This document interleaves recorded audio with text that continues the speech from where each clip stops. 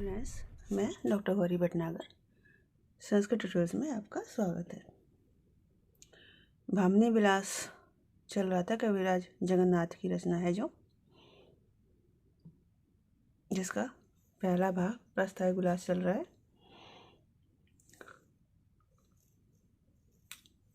इसमें श्लोक देखें अगला। याते मध्य चिरान निदाय मिहिर ज्वाला शत शुष्कता गंता कम प्रति पांथ संतति रसौ संताप माला कुला एवं यश निरंतराधिपटल नित्यं वपु क्षीयते धन्यम जीवनमस्य मार्ग सरसोधिक वारिधीनाम जनो। अब यहाँ कवि कह रहा है, निदाग मिहिर ज्वाला शतय। निदाग गर्मी के, मिहिर में सूर्य की, ज्वाला शतय सैकड़ों ज्वालाओं से, गर्मी के सूर्य की, ग्रीष्म ऋतु के सूर्य की सैकड़ों ज्वालाओं से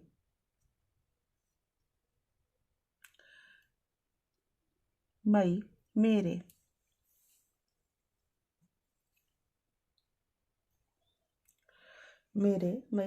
मेरे अचिरात शीघ्र ही, अचिरात चिरमिस देर, अचिरमी जल्दी, तो अचिरात शीघ्र ही शुष्कताम याते सूख जाने पर, मेरे शीघ्र ही सूख जाने पर संताप माला कुला, संताप ताप से पीड़ित, माला में ताप की समूह से था, सूर्य के अत्यधिक ताप से पीड़ित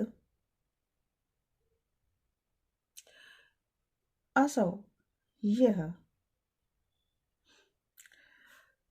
असौ पांथ पथिक, यह पथिक संतति कम प्रति, यह पथिक संतति पथिकों का संतति में समूह कम प्रति किसके पास गंता जाएगा। एवं इस प्रकार से निरंतरम लगातार आदि पटले, मानसिक व्यथा से, आदि मीन्स होता है मानसिक व्यथा, व्याधि मीन्स होता है शारीरिक पीड़ा, तो इस प्रकार निरंतर लगातार आदि पटले मानसिक पीड़ा से यस्य वपु जिसका शरीर नित्यम क्षीयते लगातार क्षीण हो रहा है, निरंतर क्षीण हो रहा है, प्रतिदिन क्षीण हो रहा है, अस्य ऐसे मार्ग सरसा मार्ग के सरोवर का जीवनम धन्यम जीवन धन्य है, प्रशंसनीय है, वारिधि नाम जनु समुद्रों के जन्म को धिक्कार है। मतलब ये कहना चाह रहे हैं कि मार्ग का सरोवर, जो कि मार्ग में जो तालाब है, उसको इस बात की चिंता है कि जब बहुत ज़्यादा गर्मी पड़ेगी तो सूर्य की गर्मी से मेरा जल सूख जाएगा, तो मेरे इस मार्ग से जाने वाले जो पथिक हैं उनका काम कैसे चलेगा, वो अपनी प्यास कैसे बुझाएंगे, वो अपनी प्यास बुझाने किसके पास जाएंगे। तो इसी बात से, इसी पीड़ा से दुखी होकर जो मार्ग का सरोवर है वो लगातार सूखता जा रहा है। तो कभी कह रहा है कि ऐसे सरोवर का जीवन धन्य है जो दूसरों के विषय में सोचता है और अपने आप को क्षीण कर रहा है। समुद्रों में इतना अधिक जल है, लेकिन समुद्रों के इस जीवन को धिक्कार है, क्योंकि उनका जल किसी कार्य नहीं आता, किसी काम नहीं आता। यह नियुक्ति के भाव से, नियुक्ति के रूप से कभी कहना चाहता है कि सुविधा संपन्न, समृद्धि संपन्न होकर भी अगर व्यक्ति समुद्र की तरह दूसरों के काम नहीं आ सकता तो उसके जीवन को धिक्कार है। उसकी तुलना में तो धन से रहित या कम धन वाले उन साधारण जनों का जीवन अर्थपूर्ण है, जो ग्रीष्म ऋतु के मार्ग के सरोवर की भांति दूसरों के दुख से दुखी होते हैं और समय आने पर उनके काम भी आते हैं और अधिक काम आने का प्रयास करते हैं। फिर से देखेंगे एक बार। निदाग मिहिर ज्वाला शतय, गर्मी के सूर्य की, ग्रीष्म ऋतु के सूर्य की ज्वाला सतह सैकड़ों ज्वालाओं से मई मेरे अचिरा शुष्कता में आते, शीघ्र ही सूख जाने पर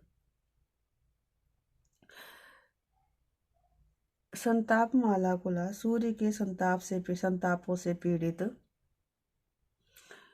असौ यह 5 संतति पथिकों का समूह कम प्रतिगंता किसके पास जाएगा। एवं इस प्रकार से निरंतर आदि पटलय लगातार मानसिक पीड़ा से यस्य वपु, जिसका शरीर नित्यं क्षीयते लगातार क्षीण हो रहा है, प्रतिदिन क्षीण हो रहा है, अस्य ऐसे मार्ग सरसा जीवनम धन्य, मार्ग के सरोवर का, मार्ग के तालाब का जीवन धन्य है, प्रशंसनीय है। वारिधि नाम जनो धिक, किंतु समुद्रों के जीवन को धिक्कार है। अगला श्लोक देखेंगे। आपे दिरे अंबर पथम परितः पतंगा भृंगा रसाल मुकुलानि समाश्रयन्ति संकोच मंचति सरस्त्वयि दीन दीनो मीनो नु हंत कतमोद्गतिम अभ्युपेत। अब यहाँ कह रहे हैं, हे सरा, हे सरोवर, सरोवर को लक्ष्य करके कह रहे हैं, सरा हे सरोवर, त्वयि संकोच मंचति, तुम्हारे शुष्कता के को प्राप्त होने पर तथा तुम्हारे सूख जाने पर पतंगा परिता, पक्षी परिता चारों ओर अंबर पथम आपे तिरे, आकाश मार्ग को प्राप्त हुए, आकाश मार्ग को उड़ गए। भृंगा भौरे रसान मुकुलानी समाश्यन्ते, रसान मुकुलानी आमों की मंजरियों को प्राप्त कर रहे हैं, भौरे आम की मंजरियों का आश्रय ले रहे हैं। किंतु हंता, दुख है कि दीन दीनो, अत्यधिक दीन अर्थात निराश्रय, आश्रय से रहित, आश्रयहीन मीनो मछली, कतमा गति अभ्युपेतु, कतमाम गति में तो किस गति को प्राप्त करे, किस दशा को प्राप्त करे, अर्थात आश्रय के अभाव में मछली का तो मरना निश्चित है। मतलब सरोवर का सूख जाने में क्या है, जो पक्षी वहाँ आश्रय ले रहे थे वो वहां से उड़कर दूसरी जगह चले गए। भौरे जो कमलों पर भी कमलों का सेवन कर रहे थे पराग का, वो भी आम की मंजरियों के पास चले गए। लेकिन मछलियाँ जिनको कि सरोवर का ही आश्रय था, वो सरोवर के सूख जाने पर कहाँ जाएंगी। कहने का तात्पर्य है कि किसी संपत्ति रहित आश्रयदाता के लिए कहा गया है कि ऐसे व्यक्ति जो उस पर आश्रित है, जिसका उसके बिना कोई और गति नहीं है, जो संपत्ति की भांति विपत्ति में उसका साथ नहीं छोड़ता, तो ऐसे व्यक्ति की कभी भी उपेक्षा नहीं करनी चाहिए। फिर से देखेंगे। हे सरा, हे सरोवर, त्वयि संकोच मंचति, तुम्हारे शुष्कता को प्राप्त होने पर या तुम्हारे सूख जाने पर पतंगा परिता अंबर पथम आपे धीरे, पक्षी हंस आदि पक्षी चारों ओर आकाश मार्ग को प्राप्त हो गए अर्थात आकाश मार्ग में उड़ गए। भृंगा भौरे रसान मुकुलानी समाश्रयन्ते, आमों की मंजरियों को प्राप्त कर रहे हैं, आमों की मंजरियों का आश्रय ले रहे हैं। किंतु हंत, खेद है कि दीन दीनो, अत्यधिक दीन अर्थात आश्रय रहित मछली कतमा गतिम अभिप्रेत, किस अवस्था को प्राप्त करे, अर्थात आश्रय के भाव में मछली का तो मरण निश्चित है। अगला श्लोक देखेंगे। मधुप इव मारुते अस्मिन् मा सौरभ लोभुअम्बुजिनी मंस्था, लोकानामेव मुदे महितो अपि आत्माम अमुना अर्चिताम नीतः। अब यहाँ कह रहा है कवि, अम्बुजिनी, हे कमलिनी, मधुप इव भौरे के समान, भौरे के समान अस्मिन मारुते, इस वायु के प्रति सौरभ लोभम, सौरभ लोभम सुगंध में कृपणता को मामस्था मत प्राप्त हो, सुगंध के वितरण में कृपणता को मत प्राप्त हो। क्योंकि इसलिए क्योंकि अमुना इस वायु ने लोकानाम मुदे एव लोकानाम मुदे लोगों की प्रसन्नता के लिए ही महितापि पूज्य होने के बाद भी आत्मा अर्थिताम नीता अपने आप को याचकता को प्राप्त कराया है। तात्पर्य यह है कि कमलनी कह रहे हैं कि तुम भौरे की भांति इस वायु के प्रति को सुगंध में कपटता ना करना। क्यों? जिस प्रकार तुम भौरे को रात बंद होकर भी तुम भौरे को सुगंध देते, वैसे वायु को भी सुगंध देना। क्यों? क्योंकि इस वायु ने सुगंध अपने लिए नहीं ली है, ले रहा है वायु, बल्कि तुमसे सुगंध लेकर उसे लोगों को आनंदित करता है। इसलिए इसकी उपेक्षा मत करना। अन्योक्ति में कहा गया है कि जो दानी व्यक्ति निस्वार्थ याचकों को दान देने में कृपणता दिखाते निराश करते हैं, वो उचित नहीं है। ऐसे दानी व्यक्ति को क्या करना चाहिए? निस्वार्थ भाव से सभी याचकों को दान आदि अवश्य देना चाहिए। फिर से देखेंगे। अंबुजनी हे कमलनी मधुपि भौरे के समान अश्विन मारुते इस वायु के प्रति सौरभ लोभम मामस्थम सुगंध वितरण में कृपणता को मामस्था मत प्राप्त हो मत करो। सुगंध वितरण में कृपणता मत करो, क्योंकि अमुना इस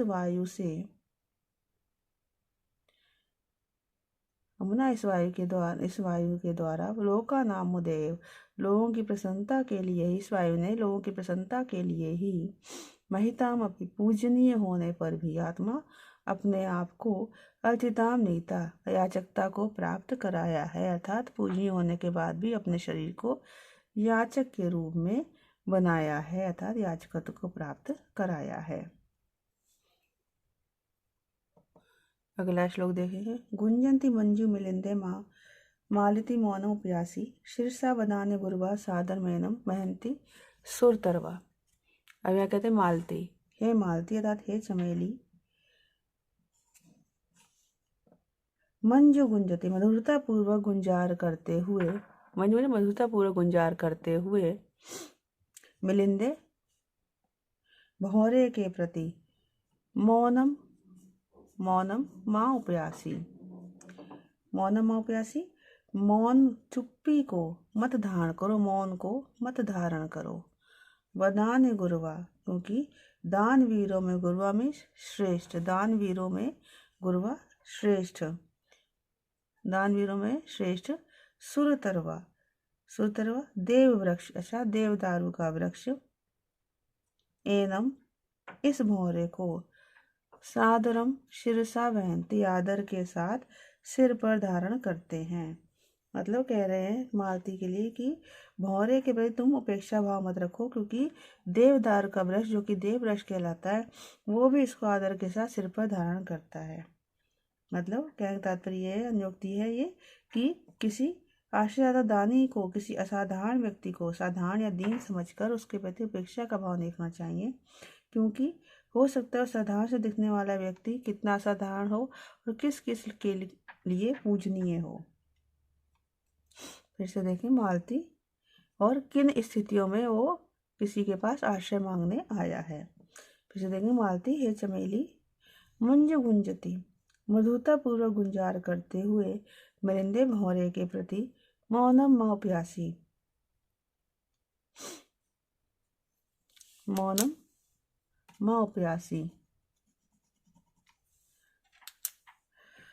मौन को मत धारण करो, क्योंकि वह दानगुरुवा दानवीरों में अत्यधिक श्रेष्ठ, सुरतरवा देव वृक्ष देवदार का वृक्ष भी, एनम इसको सादरम शीर्षा वहनते आदर के साथ सिर पर धारण करते हैं।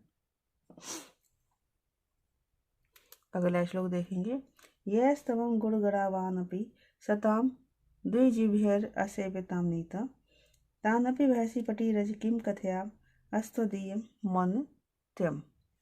अब कहते हैं पटीरज, हे चंदन, गुण गणवान अपि गुणों से युक्त होने पर, गुणों के समूह से युक्त होने पर भी, तुम ये द्विजीव्य, जिन द्विजीव्य था सांपों से, सांपों की जीभ आगे से कटी होती है, इसलिए दो जीभ वाला कहते हैं, उस द्विजीवी कहते हैं। तो तुम जिन सांपों से असेव्यताम नीता, असेव्यताम सेवा की अयोग्यता को प्राप्त हो गए हो, अर्थात असेवनीय बना दिए गए हो, तान अपि उनको भी, अर्थात उन सांपों को भी, वैसी तुम धारण करते हो।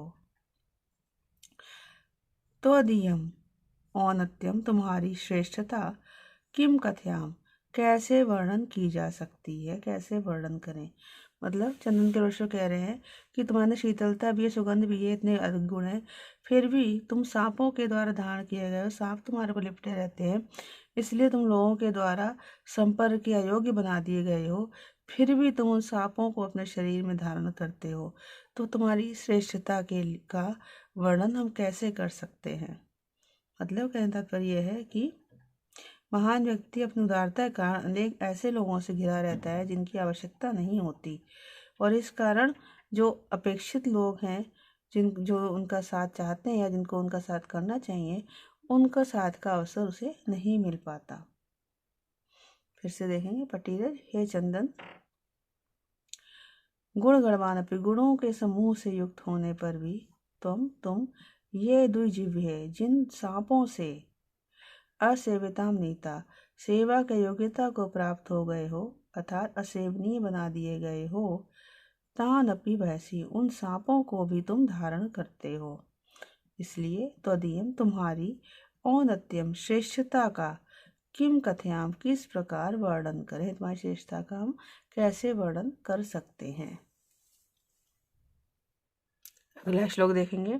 अपनीति परिमल अंतर्कथे पदम न्यस्य देव तरु कुसुमे, पुष्पांतरे गंतुम वांछसी चेत भ्रमर धन्योसी। अब कहते भ्रमर, हे भौरे, अपनीत परिमल अंतर्गत है, अपनी में दूर करी हुई, परिमल सुगंध, दूर की हुई सुगंध की कथा वाले। कहने का तात्पर्य यह है कि सुगंध से, अपनी सुगंध से दूसरों को तिरस्कृत करें, दूसरी सुगंध को तिरस्कृत करने वाले देवतरु कुसुमे, देवतरु कुसुमे, कल्प वृक्ष के फूल में पदम न्यस्य, चरण रखकर, पुष्पांतरे अपि गंतुम वांछसी चेत, यदि दूसरे फूल में जाने की इच्छा करते हो तो धन्यवसी, तो तुम धन्य हो। कहने का मतलब है कि तुम अशोभनीय हो, तुम्हें ये शोभा नहीं देता। कहने का तात्पर्य है कि जब तुम कल्प वृक्ष के फूलों की सुगंध ले रहे हो, उसके बाद भी तुम दूसरे फूल पर जाना चाहते हो, तो तुम्हारा क्या कहना है, तुम्हारे लिए ये बड़ा ही अशोभनीय कार्य है। यहाँ कवि ने उन लोगों की निंदा की है जो बड़े लोगों के संपर्क में रहने के बाद भी अपनी मर्यादा छोड़कर निम्न जनों के साथ करना चाहते हैं, उनके पास जाना चाहते हैं। वैसे देखेंगे भ्रमर, हे भौरे, अपनी परिमल अंतर कथा, सुगंध से दूसरे सुगंध को तिरस्कृत करने वाले, अपनी सुगंध से दूसरों सुगंध को अपने दूर कर देने वाले, तिरस्कृत करने वाले देव तरु कुसुमे, कल्प वृक्ष के फूल में पदम से चरण रखकर, चेत यदि पुष्पांतरे अपि गंतुम वांछी, दूसरे फूल में भी जाने की इच्छा करते हो, अर्थात कल्प वृक्ष के फूल का पराग लेने के बाद भी तुम दूसरे फूलों पर जाना चाहते हो, तो धन्यवसी, तो तुम धन्य हो, अर्थात तुम्हारा यह कार्य शोभा के योग्य नहीं है। इस वीडियो में इतना ही। साथ बने रहने के लिए धन्यवाद।